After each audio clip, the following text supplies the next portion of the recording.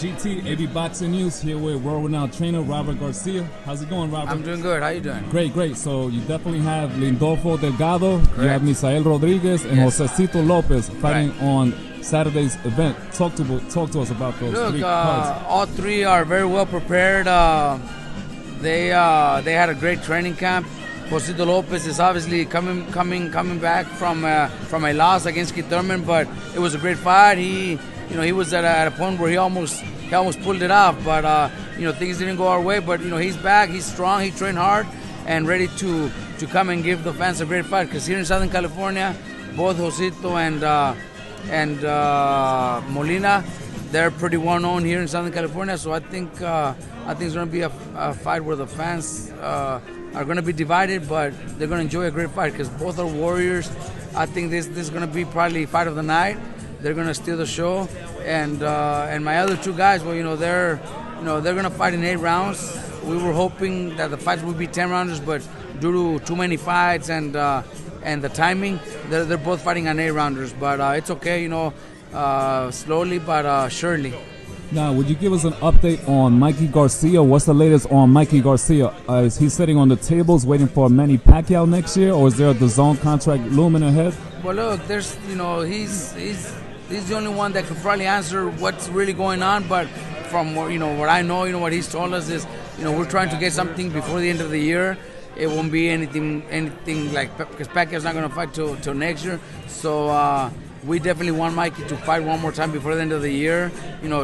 We only got about 3 more months before the end of the year, so we don't have that much time. I think something has to happen soon if he will fight before the end of the year. But if not, then maybe hopefully we could get that Pacquiao fight. I'm pretty sure Pacquiao's also waiting on this Saturday to make a decision. Spence Porter it'll be a huge fight. There's also talk about him fighting, maybe even a Danny Garcia. So right now we're waiting on Pacquiao's decision. If not, then we move on with other fights.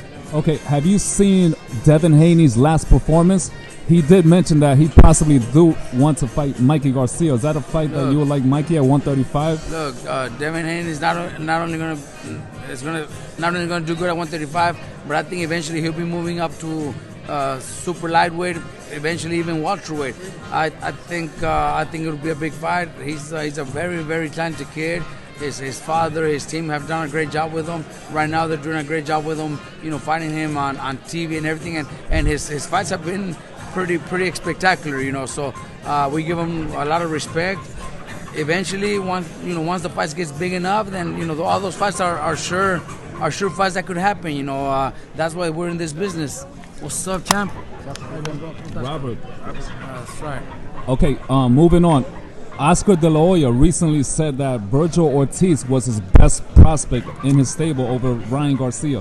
What are your thoughts on Vergil Ortiz, his progress, and how far is his ceiling? Like, how far can he really go up as a superstar? I think Oscar is right. Not only Oscar, but everybody at Golden Boy Promotions. Besides Canelo, I think they all know that Vergil Ortiz is the real deal, and he's their next big star. Vergil has everything, man. He's got dedication. That's one thing that it's unbelievable. He's the hardest working kid in my gym. He works so hard, and I was in great shape. He's got tremendous heart, great skills, unbelievable power. So I think he's the future of Golden Boy Promotions. Carlos Adames, are we going to see him against Jaime Munguia? Is that a belt he's going to be going after? I believe he's mandatory, but from what we understand, I might be wrong, but from what we understand is that Munguia might be moving up in weight and vacating the title. So if that is to happen, then obviously Adames will fight for the vacant title. But we would definitely love to fight Munguia. The differences between promotions and TV and everything, we might not see it. But that's a fight we would love to, But, whatever happens, whatever decision Munguia makes, we're still going to be, we're still in the gym, we're still training, and he already has a date for his next fight. So if it's just a regular 10-round fight, we'll do it. If it's for a vacant title, we'll be more than happy.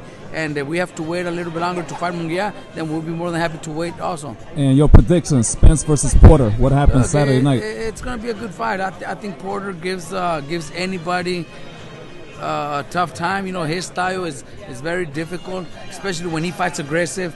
I think that if he fights aggressive and just makes it a rough, ugly, you could say dirty fight, I think he could give Spence some trouble. But if he tries to box like he's tried in a couple of fights, then I think it'll be all Spence. I still pick Spence by decision.